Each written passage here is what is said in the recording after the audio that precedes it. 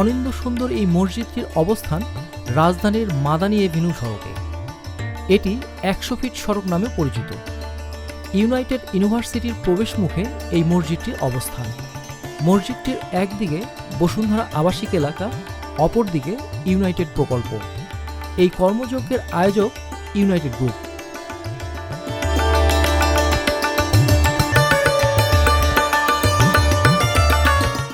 আসলে ঢাকাকে বলা হয় মসজিদের শহর।